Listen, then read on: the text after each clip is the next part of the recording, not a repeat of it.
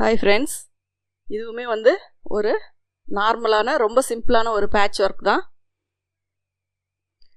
புதுசாக patch work stitch பண்ணுறவங்கெல்லாம் இது மாதிரியெல்லாம் கொஞ்சம் ட்ரை பண்ணிங்கன்னா ரொம்ப ஈஸியாக நம்ம வந்து ஃபினிஷிங்க்கு கொடுக்கலாம். இப்போ இது வந்து பேக் போர்ஷன் தான் எப்பவும் போல் நான் ரெடி பண்ணி வச்சுருக்கிறது. நீங்கள் எப்பவும் நான் சொல்கிற அதே மெத்தடு தான். ஃப்ரண்ட்டு ஸ்லீவு இது எல்லாமே யூஸ்வலாக நீங்கள் எல்லாமே ரெடி பண்ணுறது தான். பேக்கில் மட்டும்தான் நம்ம அதில் என்ன டிசைன் பண்ணுமோ அதுக்கான ஆல்ட்ரேஷன்லாம் பண்ணுவோம். இப்போ பேக்கில் வந்து உங்களுக்கு நெக்குடைய உயரம், அதாவது இப்போ ஒரு 8.5 இன்ச்சு அப்படின்னா அதோட ஒரு ப்ளஸ் 1/2 இன்ச்சு சேர்த்து 9 இன்ச்சு மார்க் பண்ணியிருப்போம். அதுக்கு கீழே உங்களுக்கு பேட்சுக்கு எவ்வளோ லென்த் வேணுமோ அந்த டிசைனுக்கு தகுந்த மாதிரி அதுக்கு ஒரு பாக்ஸ் போட்டு கீழே வந்து நம்ம அதை அந்த ஷேப்புக்கு மார்க் பண்ணிக்கிட்டோம். இப்போ இது வந்து பைப்பிங்கே ஒரே ஒரு பேட்ச் மட்டும்தான் இதில் நம்ம பண்ண போகிறோம். இதில் ரொம்ப பெரிய ஹெவியான மாடலெல்லாம் எதுவுமே இல்லை. ஆனால் நார்மலான ஒரு சாரீக்குமே வந்து நீங்கள் இந்த மாதிரி வச்சு போட்டிங்கன்னா நீட்டாக இருக்கும். பார்த்திங்கன்னா கீழே இருக்க நான் அந்த அவுட்லைனை கட் பண்ணி எடுத்துட்டேன்.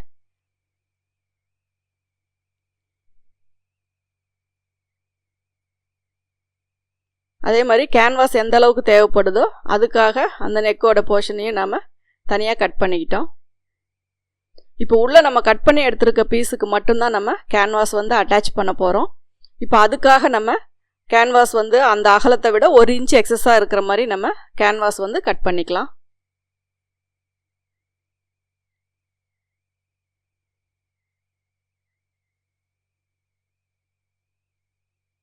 டோட்டலாகவே 1 இன்ச் உங்களுக்கு அதிகமாக இருந்தால் போதும்.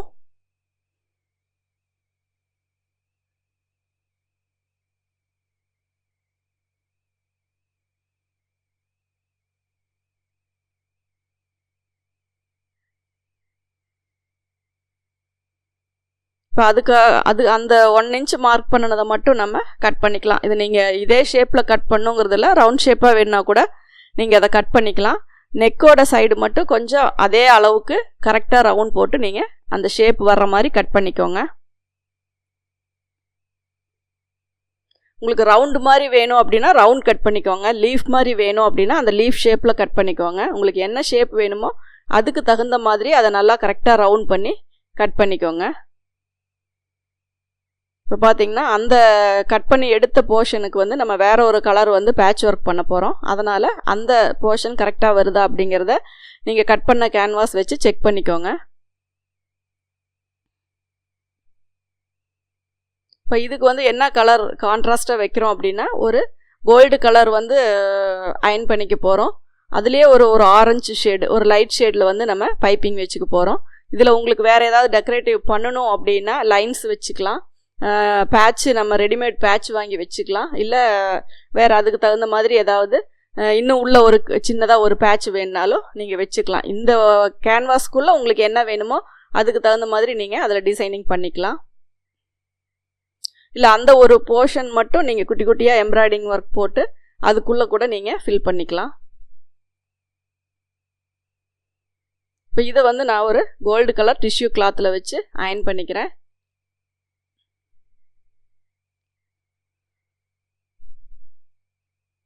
உங்களுக்கு பிங்க்கு கலர் ப்ளவுஸு, பார்டர் வந்து சாரியில் இது வந்து உங்களுக்கு வந்து ஒரு ஆரஞ்சு கலர், அதே மாதிரி அதில் வந்து ஒரு கோல்டு கலரில் வந்து உங்களுக்கு டிசைன் கொடுத்துருக்காங்க. அதனால் அதில் இருக்க டிசைன்ஸ் மட்டும் வச்சு தான் நம்ம அதில் பேட்ச் ஒர்க் பண்ண முடியும். அதனால் அது கலர் காம்பினேஷன் கொஞ்சம் முன்ன பின்ன வந்தாலும் அதில் என்னென்ன கலர்ஸ் இருக்கோ அதுதான் மேக்ஸிமம் நம்ம யூஸ் பண்ணுவோம். இல்லை கான்ட்ராஸ்ட்டாக வேணும் அப்படின்னாலும் நம்ம யூஸ் பண்ணிக்கலாம்.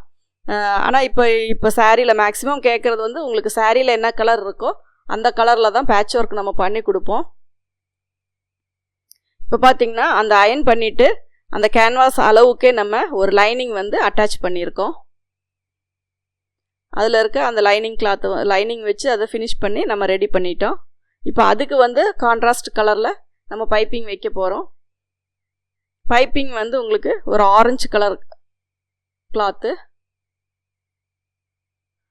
இது வந்து நம்ம வெளியில் தெரிகிற மாதிரி பைப்பிங் வரனால நம்ம வந்து அதை கார்னர் மடித்து அடித்து தைச்சிட்டு அதுக்கப்புறமா நம்ம வந்து அதை பைப்பிங் வச்சு ரெடி பண்ணுறோம். உள்ளே இன்சர்ட் பண்ணுறது வந்து நெக்கு சுற்றி வர்றது. அதனால் அதுக்கு வந்து நீங்கள் நார்மலாக பைப்பிங் வந்து நீங்கள் கவர் பண்ணாமையே நீங்கள் தைச்சிக்கலாம்.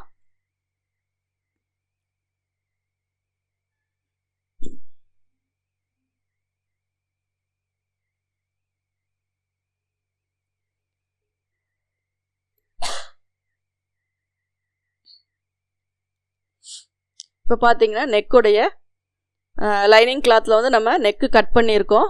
அதுக்கு ஃபுல்லாகவே நம்ம வந்து லைனிங் வைக்கிறோம். அதுக்கு எவ்வளோ த்ரெட் வேணுமோ அந்த அளவுக்கு நீங்கள் அதை கட் பண்ணி எடுத்துக்கோங்க.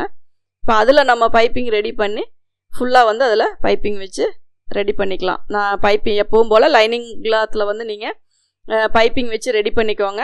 அதுக்கு மேலே மெயின் கிளாத்தை வச்சு அந்த பைப்பிங் மேலே தையல் போட்டு ரெடி பண்ணிக்கலாம்.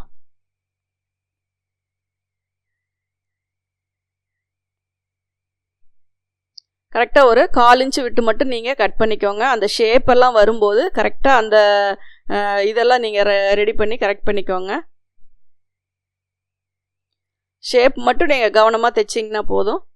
இப்போ வந்து அதை மெயின் கிளாத்தில் வச்சு நம்ம அட்டாச் பண்ணிட்டோம். நம்ம எப்போவுமே வளைவாக வர இடங்கள்ல எல்லாமே சிசர் கட் போடுவோம் குட்டி குட்டியாக. அதை போட்டு திருப்பும்போது தான் உங்களுக்கு அது ஃபினிஷிங் நல்லா வரும். இல்லாட்டினா உங்களுக்கு அது திரும்பும்போது உள்ளே வந்து துணி கட் பண்ணாமல் விட்டுட்டிங்கன்னா அது திரும்பாது, ஒரு மாதிரி ஸ்ட்ரைட்டாகவே இருக்கும். அதனால் எப்போவுமே உள்ளே கட் பண்ணி விட்டுக்கோங்க. கட் பண்ணி விட்டுட்டு நகத்தில் நல்லா ப்ரெஸ் பண்ணி விட்டுக்கோங்க. உங்களுக்கு வந்து அந்த பைப்பிங் வந்து 2 பக்கமும் செக் பண்ணுங்கள். உங்களுக்கு த்ரெட்டு தெரிகிற மாதிரியோ கொஞ்சம் லூஸாவோ இருந்துச்சுன்னா நீங்கள் தைச்ச பக்கம் விட்டுட்டு இன்னொரு ஆப்போசிட் சைடு திருப்பி வச்சு இன்னொரு தையல் வேணாலும் நீங்கள் போடுங்க. அப்படி போடும்போது உங்களுக்கு அந்த பைப்பிங்கில் இருக்க அந்த இது வந்து நல்லா ஒட்டி உங்களுக்கு தையல் வரும். ஏன்னா ஒன் சைடு மட்டும் போட்டுட்டிங்கன்னா கொஞ்சம் புதுசாக தைக்கிறவங்களுக்கு வந்து அது ஃபினிஷிங் கரெக்டாக வராது. அதனால் அதை அப்படியே ஆப்போசிட் சைடு திருப்பி வச்சுட்டு நீங்கள் வந்து அது தையல் போடலாம்.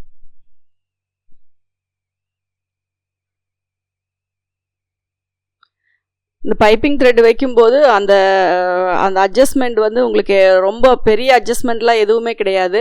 இந்த பவர் மிஷின் அப்படிங்கும்போது அந்த உள்ளே இருக்க அந்த கீழே இருக்க கைடு மட்டும் லைட்டாக கிராஸ் பண்ணி வைக்கிற மாதிரி வரும். உங்களுக்கு மெயின் கைடு போடும்போது அது வந்து கரெக்டாக ஸ்ட்ரைட்டாக போடுற மாதிரியும், சிங்கிள் கைடு போடும்போது லைட்டாக இப்படி நம்ம இது இடது பக்கம் வந்து லைட்டாக இப்படி கிராஸ் பண்ணி இருக்கிற மாதிரியும் அந்த கைடு வந்து நம்ம ஃபிட் பண்ணுவோம். அது வந்து நம்ம நேரடியாக மிஷினில் பண்ணால் தான் தெரியும். அதனால் மெக்கானிக்கு கிட்ட நீங்கள் கேட்டிங்கனாவே அதுக்கான அட்ஜஸ்ட்மெண்ட் வந்து உங்களுக்கு அவங்க கரெக்ட் பண்ணி கொடுப்பாங்க. ஒன்ஸ் அது எப்படின்னு தெரிஞ்சுக்கிட்டு நீங்களே எப்போவுமே நீங்கள் பைப்பிங் வைக்கும்போது அந்த அட்ஜஸ்ட்மெண்ட் வந்து நீங்கள் கரெக்ட் பண்ணிக்கலாம். இப்போ பார்த்தீங்கன்னா நெக்கோட உயரம் வந்து நம்ம எவ்வளோ அப்படின்னு சொல்லி நம்ம அளந்துக்கிட்டோம். 8.5 இன்ச் அப்படின்னா ப்ளஸ் 1/2 இன்ச்சு, 7.5 இன்ச் அப்படின்னா ப்ளஸ் 1/2 இன்ச்சு சேர்த்து அந்த இடத்த நம்ம மார்க் பண்ணிவிட்டு கரெக்டாக அந்த ரவுண்ட் ஷேப்புனுடைய இறக்கம், அதாவது நெக்லேயே டீப்பான பகுதி வந்து உங்களுக்கு அந்த 9 இன்ச்சு வர்ற மாதிரி நீங்கள் அதை ப்ளேஸ் பண்ணி மார்க் பண்ணிக்கோங்க. அதுக்கப்புறம் நீங்கள் அதை அப்படியே அட்டாச் பண்ணிக்கலாம். ஒன் சைடு நீங்கள் கரெக்ட் பண்ணி வச்சிட்டிங்கன்னா அதை மிஷினில் ஸ்டிச் பண்ணிவிட்டு ஆப்போசிட் சைடு அப்படியே வச்சு அதே உயரத்துக்கு நீங்கள் வச்சு ப்ளேஸ் பண்ணிக்கலாம்.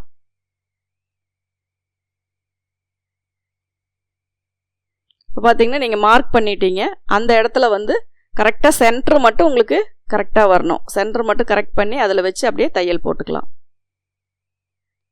சென்டரில் வந்து ஒரு முக்கோணம் மாதிரி ஒரு பேட்ச் வேணும்னா இப்போவே நீங்கள் அதை ரெடி பண்ணி உள்ளே பேட்ச் பண்ணிக்கலாம். அதாவது சாரீ டிசைனில் வந்து ஒரு கோபுரம் மாதிரி ஒரு டிசைன் இருக்குது அப்படின்னா நீங்கள் அதை ஒரு கேன்வாஸில் கட் பண்ணி அந்த ஒரு பிங்க்லேயோ இல்லை வேறு ஒரு கான்ட்ராஸ்ட் கலர்லேயோ அயன் பண்ணி அது கரெக்டாக அந்த சென்டர் போர்ஷனில் வச்சுட்டிங்கன்னா அது ஒரு டிசைனாக இருக்கும். நீங்கள் அது ரொம்ப சிம்பிளாக இருக்குது அப்படின்னா அதில் வேறு டிசைனும் நீங்கள் பண்ணிக்கலாம்.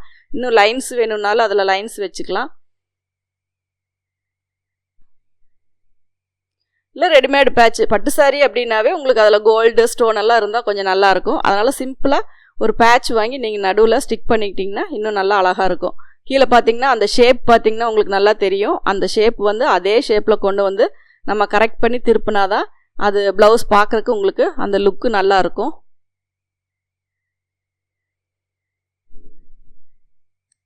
எப்போவுமே அந்த இதை அட்டாச் பண்ணுற இடத்துல நீங்கள் பேக் ஸ்டிச் போட்டுக்கோங்க. ஏன்னா ஒரே ஸ்டிச் போட்டிங்கன்னா அது உங்களுக்கு தாங்காது.